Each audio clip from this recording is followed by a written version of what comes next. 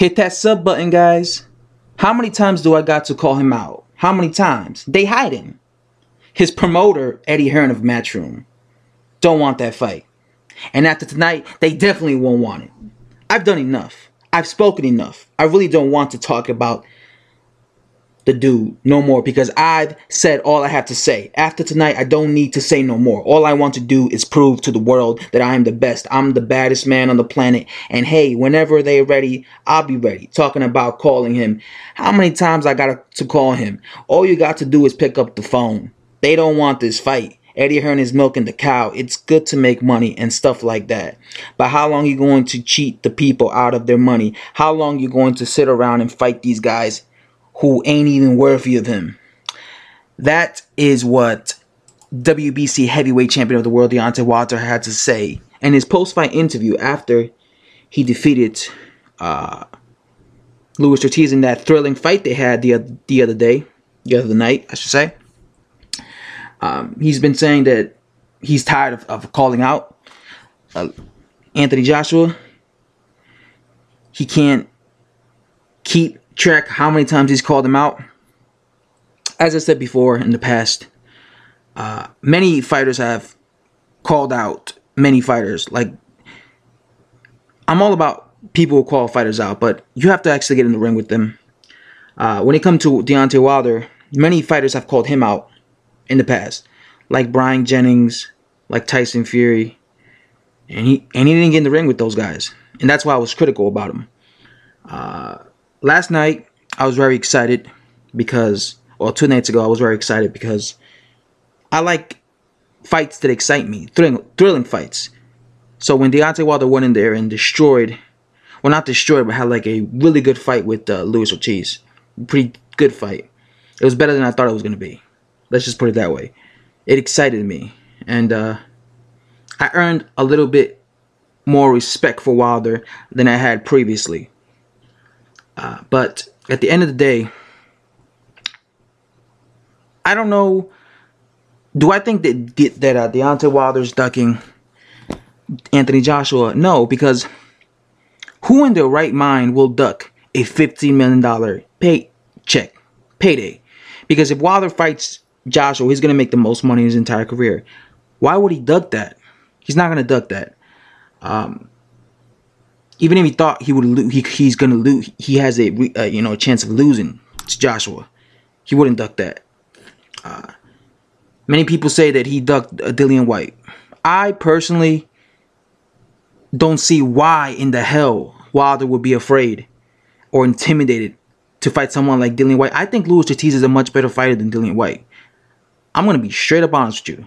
Luis Ortiz was, in my opinion, a much more threatening fight for Deontay Wilder. So I actually think he took more of a risk fighting Luis Ortiz than he would have had he fought Deontay Wilder. I mean, had he fought Dillian White.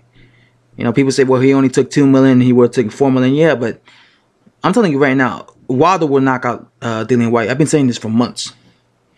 To me, that's a foregone conclusion. Dillian White doesn't have the skill set that Luis Ortiz has.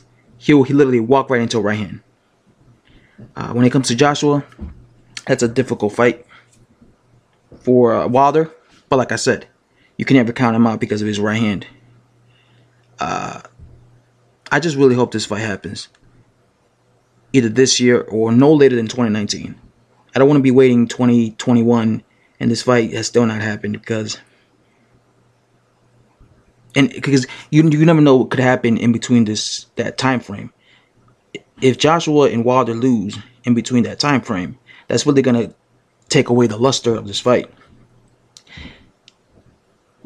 I looked at like social media, and one thing I noticed is boxing fans are excited for this fight. They're really excited for this fight. They really want this fight to happen. They're excited, and if one of these guys end up losing, that's going to take away the luster a lot, dramatically. That's why I want this fight to happen right now, this year, while they're both at their best, while the boxing fans want to see it the most. I think this year is the year to do it. Like I said, no later than 2019. I do not want to be here no, 2021, and this fight finally happens, you know, because if this fight takes place in 2021, by then Wilder will be much older, and there'll just be excuses. Well, Wilder was past his prime, that's why Joshua won, or well, Joshua had already been knocked out since then.